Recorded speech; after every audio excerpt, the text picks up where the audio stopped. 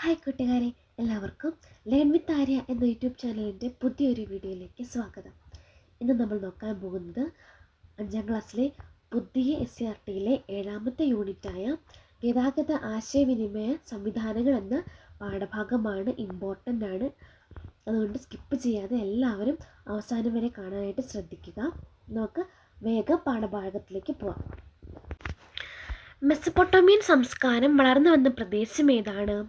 ഇന്നത്തെ ഇറാഖ് ഉൾപ്പെടുന്ന പ്രദേശമാണ് മെസപ്പൊട്ടോമിയൻ സംസ്കാരം വളർന്നു വന്ന പ്രദേശം. ഇന്നത്തെ ഇറാഖ് ഉൾപ്പെടുന്ന പ്രദേശം. അടുത്തത്, മെസപ്പൊട്ടോമിയൻ സംസ്കാരം നിലനിന്നിരുന്ന ഏത് നദികൾക്കിടയിലായിരുന്നു നിലനിന്നിരുന്നത്?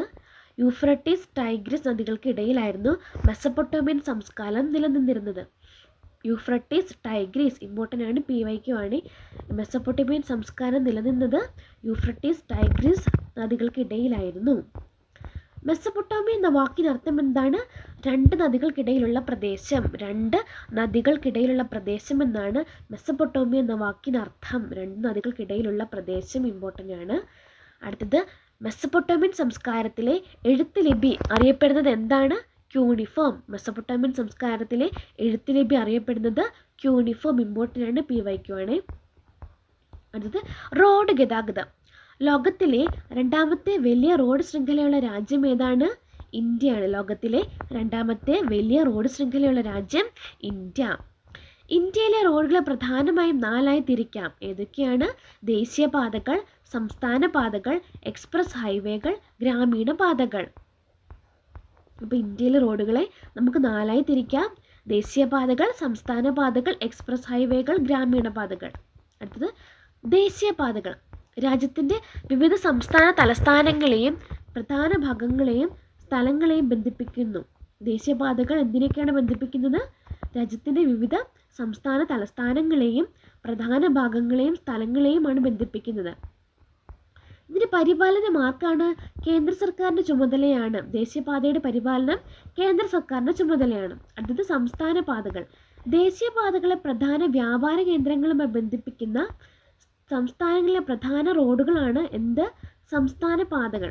ദേശീയപാതകളെ പ്രധാന വ്യാപാര കേന്ദ്രങ്ങളുമായി ബന്ധിപ്പിക്കുന്ന സംസ്ഥാനങ്ങളിലെ പ്രധാന റോഡുകളാണ് സംസ്ഥാന പാതകൾ. അടുത്തത്, ഇവയുടെ പരിപാലനം ആർക്കാണ്? സംസ്ഥാന സർക്കാരിനാണ് ഇവയുടെ പരിപാലനം.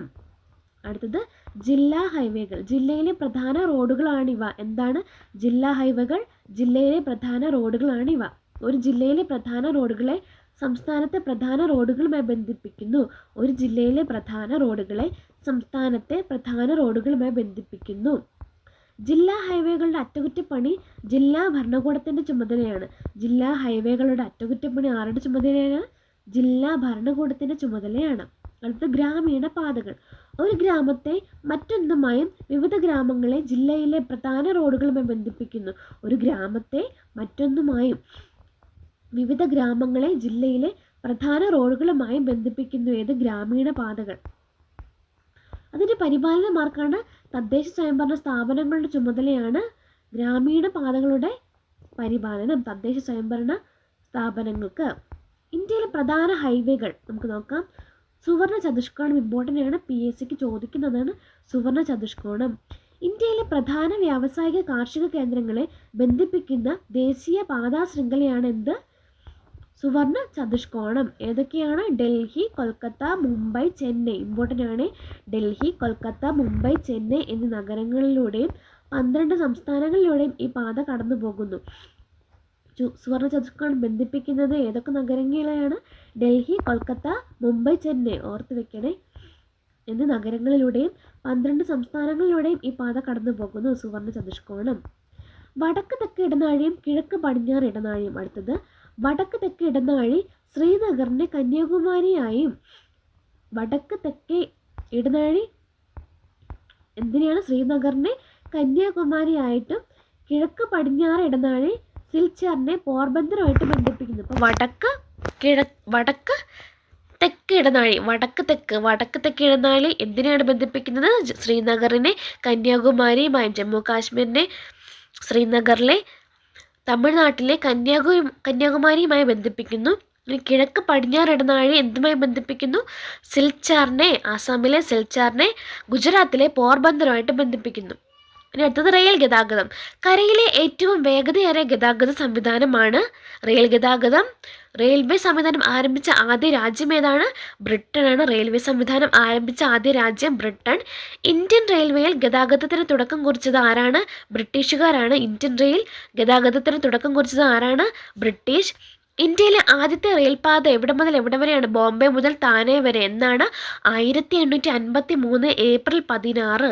1853 ഏപ്രിൽ 16 എവിടെ മുതൽ എവിടെ വരെയായിരുന്നു? ബോംബെ മുതൽ താനെ വരെ ഇന്ത്യയിലെ ആദ്യ റെയിൽപാത വന്നത്. കേരളത്തിലാണെങ്കിലോ ബേപ്പൂർ മുതൽ തിരൂർ വരെയാണ്. എന്നാണ്? 1861. 1861 കേരളത്തിൽ ബേപ്പൂർ മുതൽ തിരൂർ വരെ 1861. ലോകത്തിലെ ഏറ്റവും വലിയ പൊതുമേഖലാ സ്ഥാപനം ഏതാണ്? മെട്രോ റെയിലാണ്. ലോകത്തിലെ ഏറ്റവും വലിയ പൊതുമേഖലാ സ്ഥാപനം മെട്രോ റെയിൽ. ഇന്ത്യയിൽ ആദ്യമേ മെട്രോ റെയിൽ ആരംഭിച്ചത് എവിടെയാണ്? കൊൽക്കത്തയിലാണ്. എന്നാണ്? 1984. 1984 ഇന്ത്യയിൽ ആദ്യമേ മെട്രോ റെയിൽ ആരംഭിച്ചത് എവിടെയാണ്? കൊൽക്കത്ത. ഇനി കൊച്ചി മെട്രോ പ്രവർത്തനം ആരംഭിച്ചത് എന്നാണ്? 2017. കൊച്ചി മെട്രോ പ്രവർത്തനം ആരംഭിച്ചത് 2017. കൊച്ചി മെട്രോയുടെ ഭാഗ്യചിഹ്നം എന്താണ്? മിലു എന്ന ആനയാണ്. മിലു എന്ന ആനയാണ്. അപ്പോൾ ഇന്ത്യൻ റെയിൽവേയുടെയോ? അത് ഭോലു എന്ന ആനക്കുട്ടിയാണ്. കൊച്ചി മെട്രോയുടെ ഭാഗ്യചിഹ്നം മിലു എന്ന ആന. കൊച്ചി വാട്ടർ മെട്രോയുടെ ഭാഗ്യചിഹ്നം എന്താണ്? ജംഗു എന്ന അലങ്കാര മത്സ്യമാണ്. കൊച്ചി വാട്ടർ മെട്രോയുടെ ഭാഗ്യചിഹ്നം ജംഗു എന്ന അലങ്കാര മത്സ്യം. ഇനി കൊച്ചി വാട്ടർ മെട്രോ ഉദ്ഘാടനം ചെയ്തത് എന്നാണ്? 2023 ഏപ്രിൽ 25 കൊച്ചി വാട്ടർ മെട്രോ ഉദ്ഘാടനം ചെയ്തത്. 2023 ഏപ്രിൽ 25. ഉദ്ഘാടനം നിർവഹിച്ചത് ആരാണ്? പ്രധാനമന്ത്രി നരേന്ദ്രമോദിയാണ് ഉദ്ഘാടനം നിർവഹിച്ചത്. പ്രധാനമന്ത്രി നരേന്ദ്രമോദി. ഇനി Kochi metro rail ലിമിറ്റഡിൻ്റെ managing director ആരാണ്? Loknath ബെഹ്റയാണ്. Kochi metro rail ലിമിറ്റഡിൻ്റെ managing director Loknath Behera. ഇനി ലോകത്തിലെ ആദ്യ ലോക്കോമോട്ടീവ് തീവണ്ടി എഞ്ചിൻ നിർമ്മിച്ചത് ആരാണ്? George Stephenson. ലോകത്തിലെ ആദ്യ ലോക്കോമോട്ടീവ് തീവണ്ടി എഞ്ചിൻ നിർമ്മിച്ചത് ജോർജ് സ്റ്റീഫൻസൺ. അടുത്തത് ജലഗതാഗതം. സിന്ധു നദീതട സംസ്കാര കേന്ദ്രമായ ലോഥലിൽ കപ്പൽ നിർമ്മാണ കേന്ദ്രത്തിൻ്റെ അവശിഷ്ടങ്ങൾ കണ്ടെത്തിയിട്ടുണ്ട്. എവിടെയാണ്? സിന്ധു നദീതട സംസ്കാര കേന്ദ്രമായ ലോഥലിലാണ് കപ്പൽ നിർമ്മാണ കേന്ദ്രത്തിൻ്റെ അവശിഷ്ടങ്ങൾ കണ്ടെത്തിയത്. കപ്പൽ നിർമ്മാണ കേന്ദ്രത്തിൻ്റെ അവശിഷ്ടങ്ങൾ കണ്ടെത്തിയ സിന്ധു നദീതട സംസ്കാരം ഏതാണ്? ലോഥലാണ്. ഇമ്പോർട്ടൻ്റ് ആണ്, PYQ ആണ്. ജലഗതാഗതത്തെ രണ്ടായി തിരിക്കാം: ഉൾനാടൻ ജലഗതാഗതം, സമുദ്ര ജലഗതാഗതം. ഉൾനാടൻ ജലഗതാഗതം, സമുദ്ര ജലഗതാഗതം. ഇനി റെയിൽവേയുടെ കടന്നുവരവിന് മുമ്പുള്ള പ്രധാന മാർഗമായിരുന്നു ഉൾനാടൻ ജലഗതാഗതം. കേരളത്തിൻ്റെ പ്രധാനപ്പെട്ട ഉൾനാടൻ ജലഗതാഗത പാതകൾ എവിടെയാണ്? കൊല്ലം മുതൽ കോട്ടപ്പുറം വരെയുള്ള ദേശീയ ജലപാത, അതാണ് നാഷണൽ വാട്ടർവേസ് 3. കൊല്ലം മുതൽ കോട്ടപ്പുറം വരെ. ഇമ്പോർട്ടൻ്റ് ആണ്, PYQ ആണ്. ഇനി കോഴിക്കോട് മുതൽ കൊടുങ്ങല്ലൂർ വരെയുള്ള കനോലി കനാൽ എവിടെ മുതൽ എവിടെ വരെയാണ്? കോഴിക്കോട് മുതൽ കൊടുങ്ങല്ലൂർ. ഇനി കിഴക്കിൻ്റെ വെനീസ് എന്നറിയപ്പെടുന്നത് ഏതാണ്? ആലപ്പുഴയാണ്. കിഴക്കിൻ്റെ വെനീസ് എന്നറിയപ്പെടുന്നത് ആലപ്പുഴ. ഇനി കേരളത്തിലെ ദേശീയ ജലപാതകൾ ഏതൊക്കെയെന്ന് നോക്കാം. ആദ്യം തന്നെ നാഷണൽ വാട്ടർവേസ് 3 എവിടെ മുതൽ? കൊല്ലം മുതൽ കോഴിക്കോട് കോട്ടപ്പുറം വരെയാണ് നാഷണൽ വാട്ടർവേസ് 3. നാഷണൽ വാട്ടർവേസ് 8 ഏതാണ്? ആലപ്പുഴ ചങ്ങനാശ്ശേരിയാണ് national waterways 8. Alappuzha Changanassery. National waterways 9 എന്താണ്? Alappuzha Kottayam Athirampuzha canal. Alappuzha Kottayam Athirampuzha canal national waterways 9. National waterways 13 എവിടെയാണ്? AVM കനാൽ, തിരുവനന്തപുരം മുതൽ കന്യാകുമാരി വരെ. National waterways 13. National waterways 59 Kottayam മുതൽ വൈക്കം കനാൽ വരെയാണ്. നാഷണൽ വാട്ടർവേസ് 59 കോട്ടയം മുതൽ Vaikom canal. Conolly canal. HV Conolly 1845 Kozhikode മുതൽ കൊടുങ്ങല്ലൂർ വരെ വിശാലമായ ജലഗതാഗത മാർഗമെന്ന ആശയം മുന്നോട്ട് വെച്ചു. ആരാണ്? HV Conolly. എന്താണ്? 1845 എവിടെ മുതൽ എവിടെ വരെ? കോഴിക്കോട് മുതൽ കൊടുങ്ങല്ലൂർ വരെ വിശാലമായ ജലഗതാഗത മാർഗം എന്ന ആശയം മുന്നോട്ട് വെച്ചു. ഈ പൊന്നാനി ചാവക്കാട് ഭാഗങ്ങൾ കൂടി ഉൾപ്പെടുത്തി കൊടുങ്ങല്ലൂർ വരെയുള്ള പുഴകളെ ബന്ധിപ്പിച്ചുകൊണ്ട് കനാലുകൾ നിർമ്മിച്ചു. ഏതൊക്കെയാണ്? പൊന്നാനി ചാവക്കാട് ഭാഗങ്ങൾ കൂടി ഉൾപ്പെടുത്തി കൊടുങ്ങല്ലൂർ വരെയുള്ള പുഴകളെ ബന്ധിപ്പിച്ചുകൊണ്ട് കനാലുകൾ നിർമ്മിച്ചു. തിരുവനന്തപുരം ജില്ലയിലെ വേളി കഠിനംകുളം കായലുകളെ ബന്ധിപ്പിച്ചുകൊണ്ട് നിർമ്മിച്ച കനാൽപാത ഏതാണ്? പാർവതി പുത്തനാർ. തിരുവനന്തപുരം ജില്ലയിലെ വേളി കഠിനംകുളം കായലുകളെ ബന്ധിപ്പിച്ചുകൊണ്ട് നിർമ്മിച്ച കനാൽപാത ഏതാണ്? പാർവതി പുത്തനാർ. ഇമ്പോർട്ടൻ്റ് ആണ്. സമുദ്രജല ഗതാഗതം സാധ്യമാകുന്നത് തീരദേശ ജലപാതയിലൂടെയും അന്താരാഷ്ട്ര ജലപാതയിലൂടെയുമാണ്. ഇനി കേരളത്തിലെ പ്രധാന തുറമുഖങ്ങൾ ഏതൊക്കെയാണ്? കൊച്ചി തുറമുഖം, വിഴിഞ്ഞം തുറമുഖമാണ് കേരളത്തിലെ പ്രധാന തുറമുഖങ്ങൾ. കൊച്ചി, വിഴിഞ്ഞം. ഇനി വ്യോമഗതാഗതം. മനുഷ്യൻ ആകാശയാത്രയ്ക്ക് ആദ്യം ഉപയോഗിച്ചത് ഏതാണ്? ചൂടുവായു നിറച്ച ബലൂണുകളാണ്. ചൂടുവായു നിറച്ച ബലൂണുകളാണ്. ഇനി ഏറ്റവും വേഗതയേറിയ ഗതാഗത സംവിധാനം ഏതാണ്? വ്യോമഗതാഗത സംവിധാനമാണ്.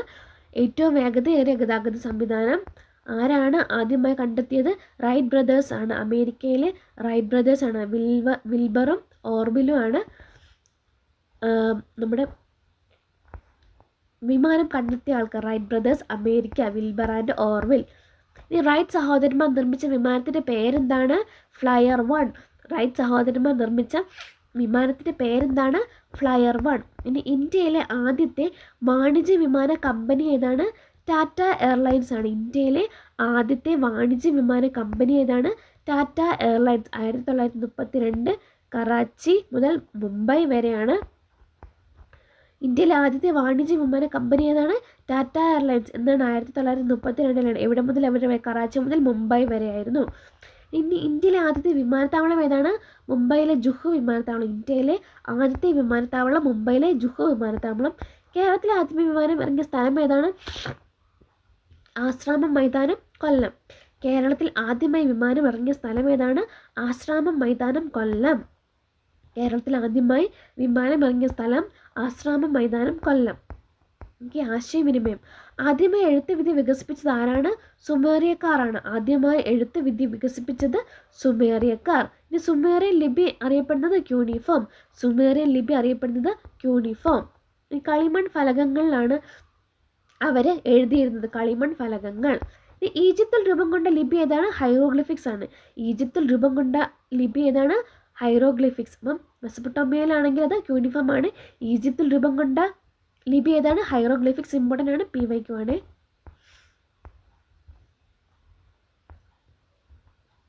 ഇനി നോക്കി, ചിത്രം എഴുതാൻ ഉപയോഗിക്കുന്ന പ്രതലം, ഉപകരണം. ചിലയിൽ ആണെങ്കിൽ കൂർത്ത കല്ല് വെച്ചാണ് എഴുതിയിരുന്നത്. ചെമ്പ് തകിടിലാണ്. ലോഹ എഴുത്താണിയാണ് ഉപയോഗിച്ചിരുന്നത്. താളിയോലയിലോ എഴുത്താണി. ഇനി നോക്കി, നമ്മുടെ ഹൈറോഗ്ലിഫിക്സിൻ്റെ അർത്ഥം എന്താണ്? വിശുദ്ധമായ എഴുത്തെന്നാണ് ഹൈറോഗ്ലിഫിക്സിൻ്റെ അർത്ഥം. വിശുദ്ധമായ എഴുത്ത്. എവിടെയാണ്? ഈജിപ്തിലാണ് കേട്ടോ ഹൈറോഗ്ലിഫിക്സ്, വിശുദ്ധമായ എഴുത്ത്. ഈ അച്ചടി സാങ്കേതിക വിദ്യ കണ്ടുപിടിച്ചത് ആരാണ്? ചൈനക്കാരാണ്. അച്ചടി സാങ്കേതിക വിദ്യ കണ്ടുപിടിച്ചത് ചൈനക്കാർ. ഇരുമ്പ് ഉപയോഗിച്ചുള്ള അച്ചടി യന്ത്രം കണ്ടുപിടിച്ചത് ആരാണ്? ജർമ്മൻകാരനായ ഗുട്ടൻബർഗ് ആണ്. ഇരുമ്പ് ഉപയോഗിച്ചുള്ള അച്ചടി യന്ത്രം കണ്ടെത്തിയത് ജർമ്മൻകാരനായ ഗുട്ടൻബർഗ്. ഇനി പൂർണ്ണമായി മലയാളത്തിൽ അച്ചടിച്ച ആദ്യത്തെ പുസ്തകം ഏതാണ്? സംക്ഷേപ വേദാർത്ഥം. പൂർണ്ണമായി മലയാളത്തിൽ അച്ചടിച്ച ആദ്യത്തെ പുസ്തകം സംക്ഷേപ വേദാർത്ഥം. പൂർണ്ണമായ മലയാളത്തിൽ അച്ചടിച്ച ആദ്യത്തെ പുസ്തകം ഏതാണ്? സംക്ഷേപ വേദാർത്ഥം. അടുത്തത് ഇൻ്റർനെറ്റ് അധിഷ്ഠിത നൂതന ആശയവിനിമയ സാങ്കേതിക വിദ്യ. ഒന്നാമത്തെ നമുക്ക് നോക്കാം, ഇ-കൊമേഴ്സ്. എന്താണ് ഇ-കൊമേഴ്സ്? ഇൻ്റർനെറ്റ് സംവിധാനത്തിലൂടെയും സാധനങ്ങളും സേവനങ്ങളും വാങ്ങുന്നതിനും വിൽക്കുന്നതിനുമുള്ള ഒരു സംവിധാനമാണ് എന്ത്? ഇ-കൊമേഴ്സ് എന്ന് പറയുന്നത്. ഇൻ്റർനെറ്റ് സംവിധാനത്തിലൂടെ സാധനങ്ങളും സേവനങ്ങളും വാങ്ങുന്നതിനും വിൽക്കുന്നതിനുമുള്ള സംവിധാനമാണ് എന്ത്? ഇ-കൊമേഴ്സ്. അടുത്തത് ഇമെയിൽ. ഇലക്ട്രോണിക് മാധ്യമങ്ങൾ ഉപയോഗിച്ച് സന്ദേശങ്ങൾ അയക്കുകയും സ്വീകരിക്കുകയും ശേഖരിക്കുകയും ചെയ്യുന്ന സംവിധാനമാണ് എന്ത്? ഇമെയിൽ. ഇലക്ട്രോണിക് മാധ്യമങ്ങൾ ഉപയോഗിച്ച് സന്ദേശങ്ങൾ അയക്കുകയും സ്വീകരിക്കുകയും ശേഖരിക്കുകയും ചെയ്യുന്ന സംവിധാനമാണ് ഇമെയിൽ. അടുത്തത് ടെലിമെഡിസിൻ. എന്താണ്? വിവരസാങ്കേതിക വിദ്യയുടെ സഹായത്തോടെ അകലെയുള്ള ഡോക്ടർമാരുടെ സേവനം ആരോഗ്യരംഗത്ത് ഉപയോഗപ്പെടുത്തുന്ന രീതിയാണെന്ന് ടെലിമെഡിസിൻ എന്ന് പറയുന്നത്. വിവരസാങ്കേതിക വിദ്യയുടെ സഹായത്തോടെ അകലെയുള്ള ഡോക്ടർമാരുടെ സേവനം ആരോഗ്യരംഗത്ത് ഉപയോഗപ്പെടുത്തുന്ന സംവിധാനം എന്തെന്നറിയപ്പെടുന്നു? ടെലിമെഡിസിൻ. അപ്പോൾ ഇത്രയാണ് നമ്മുടെ 7ാമത്തെ ചാപ്റ്റർ. ഇനി 5ാം ക്ലാസ്സിലെ ഒരു ചാപ്റ്ററും കൂടെ ഉള്ളു നമുക്ക്. അത് കഴിഞ്ഞാൽ 5ാം ക്ലാസ്സിലെ എല്ലാ പാഠഭാഗങ്ങളും തീരും. അപ്പം നമുക്ക് പുതിയ വീഡിയോ ആയിട്ട് വീണ്ടും കാണാം. വീഡിയോ ഇഷ്ടപ്പെട്ടെങ്കിൽ ലൈക്ക് ചെയ്യാനും ഷെയർ ചെയ്യാനും സബ്സ്ക്രൈബ് ചെയ്യാനും മറക്കരുത്.